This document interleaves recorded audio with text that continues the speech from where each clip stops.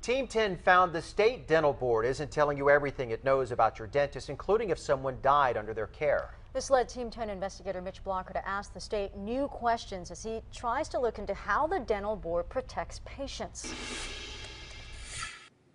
Before lying back under this light, some patients want to put their dentist under the microscope. Did you know that someone had died in Dr. Paul's dental chair the day before you sent your daughter to him? We had no idea. Terry and Fabian Biancardi thought they checked out their daughter's dentist. My daughter was first in line for his chair, and we had no idea that the previous patient had died. The previous patient was 24-year-old San Diego County resident Merrick Lipinski. He was at this Temecula dental office in March to get his wisdom teeth removed.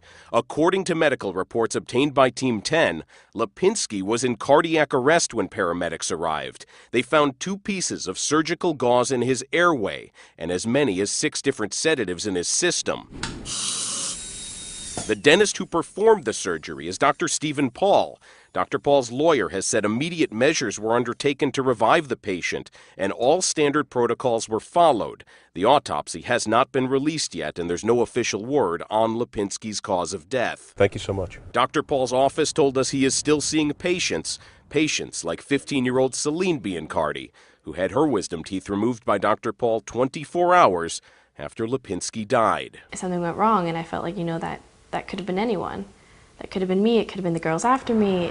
Months ago, Team 10 found hundreds of dentists still seeing patients, some after burning, stealing from, or sexually violating them. We found the state dental board let them stay in business as long as they paid thousands of dollars in fees and fines. The financial incentives in particular are pointing all in the direction of keeping the people in business, keeping the office open, keeping patients in the chair. Then dental board executive Richard DeCure answered questions about what many patients call a conflict of interest. Does the Dental Board of California care more about protecting dentists or protecting the public? More about protecting the public. They're real clear on that. Even though dentists pay your way?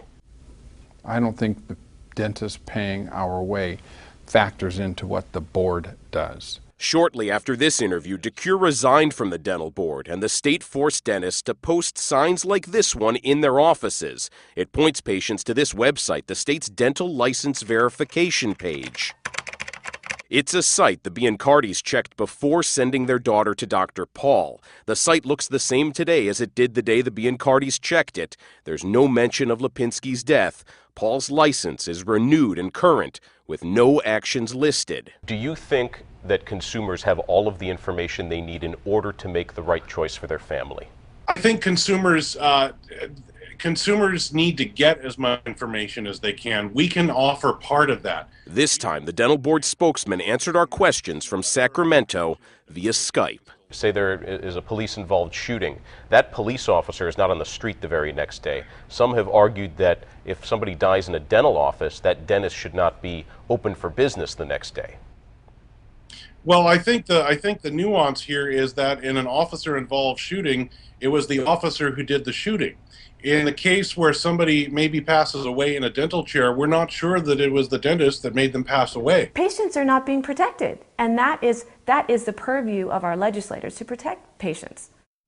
Now, a San Diego lawmaker will soon have some say into how the state dental board does its job. State Senator Marty Block will serve on the committee that oversees the state's professional boards.